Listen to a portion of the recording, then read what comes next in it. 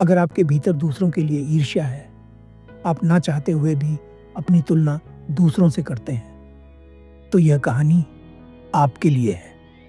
एक बार एक व्यक्ति एक महात्मा से पूछता है, महात्मा जी, मेरे जीवन में हर सुख सुविधा है, परंतु फिर भी मैं किसी दूसरों से ईर्ष्या करता हूँ। ये ईर्ष्या का भाव क्यों पैदा होता है? महात्मा कहते हैं, क्या तुम सच में अपने भीतर से ईर्ष्या के भाव को खत्म करना चाहते हो?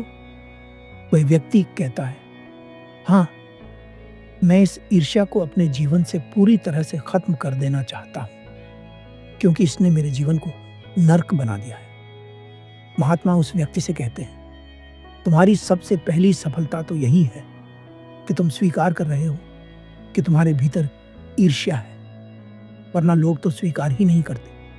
उन्हें अपने भीतर पीड़ा तो नजर आती है, परंतु वे यह नहीं देख पाते कि इस पीड़ा का कारण ईर्ष्या है। फिर महात्मा उस व्यक्ति से पूछते हैं, जब तुम किसी निर्धन को देखते हो तब तुम्हारे भीतर क्या भाव पैदा होता है? वह व्यक्ति कहता है, दया का भाव। महात्मा पूछते हैं, और जब तुम किसी धनवान को देखते हो? वह व्यक्ति कहता है, यदि सामने वाला व्यक्ति मेरे बराबर धनवान है तो मेरे भीतर यह भाव पैदा होता है कि मैं उससे ज्यादा धनवान हो जाऊं। महात्मा पूछते हैं, और अगर सामने वाला व्यक्ति तुमसे ज्यादा धनवान हो? वह व्यक्ति कहता है, तब मैं चाहूंगा कि मैं उससे भी ज्यादा धनवान हो जाऊं।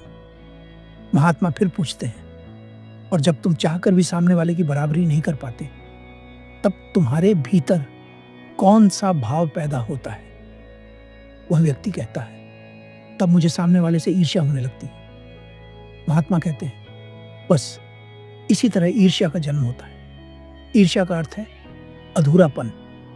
जब तुम्हें लगता है कि तुम अधूरे हो, तुम्हारे भीतर कोई कमी है और सामने वाला तुम्हें पूरा नजर आता है, तुम्हें लगता है कि उसके जीवन में कोई कमी नहीं है, तब तुम उससे ईर्ष्या करने लगते हो, क्योंकि तुम्हें लगता है कि उसके पास तुमसे कुछ ज्यादा है, जबकि वह भी यही काम किसी और के साथ कर रहा है।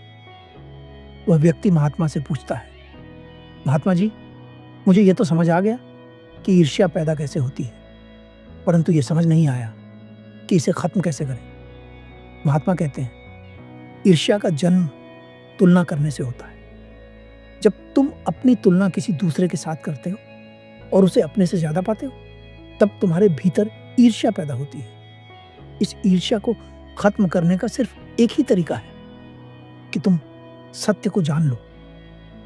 और सत्य यही है कि जिस प्रकार सूर्य की तुलना चंद्रमा से नहीं की जा सकती, उसी प्रकार एक मनुष्य की तुलना दूसरे मनुष्य से करना भी इस जीवन का अपमान है। जो व्यक्ति अपनी तुलना किसी दूसरे के साथ करता है, वह इस जीवन का अपमान करता है। वह इन सांसों का अपमान करता है जो उसे मिली है। यह जीवन हर किसी के भीतर दौड़ रहा है और हर कोई एक दूसरे से अलग है, और अलग होना कोई कमी नहीं बल्कि खूबसूरती है। वह व्यक्ति महात्मा से कहता है, महात्मा जी, सत्य सुनने में तो बहुत अच्छा लगता है, परंतु इसे जीवन में उतारना बड़ा कठिन है। महात्मा कहते हैं, इसलिए सत्य को केवल सुनो मत, बल्कि अनुभव करो। वह व्यक्ति पूछता है, सत्य का अनुभव कैसे किया जाता है? महात्मा कहते हैं, जिस प्रकार तुम्हें अनुभव है कि आग का स्वभाव जलाना होता है, पानी का स्वभाव प्यास बुझाना होता है, उसी प्रकार तुम्हें इस मन का स्वभाव भी पता होना चाहिए। तुम्हें पता होना चाहिए कि यह मन कब किस तरह की चाल चलता है, क्योंकि यह मन ही है जो तुम्हें किसी से तुलना करने पर मजबूर करता है, किसी से ईर्ष्या करने पर मजबूर करता है। वह व्यक्ति महात्मा से पूछता है, महात्मा जी, मन का स्वभाव कैसे पता चलेगा? महात्मा कहते हैं, ध्यान के द्वारा। ध्यान ही एकमात्र ऐसा रास्ता है जिस पर चलकर तुम अपने मन का स्वभाव पता कर सकते हो। वह व्यक्ति कहता है, परंतु ध्यान करना तो बहुत कठिन है। महात्मा कहते हैं, ध्यान करना तो कठिन है, परंतु होने देना सरल है। वह व्यक्ति पूछता है, महात्मा जी, ध्यान होने देने का क्या अर्थ है? महात्मा कहते हैं, जब तुम ध्यान करने का प्रयास नहीं करते हो, तब ध्यान स्वयं ही होता है, जिस प्रकार सांसें स्वयं चलती हैं। फिर महात्मा उस व्यक्ति से पूछते हैं, क्या तुम बिना कुछ किए एक जगह पर आराम से बैठ सकते हो? वह व्यक्ति कहता है, हाँ, मैं बैठ सकता हूँ। महात्मा कहते हैं, बस ध्यान के लिए इतना ही प्रयास चाहिए। बाकी भीतर जो भी होता है उसे उसके हाल पर छोड़ दो। अगर तुम इतना कर पाए तो ध्यान तुम्हारे लिए आसान होगा।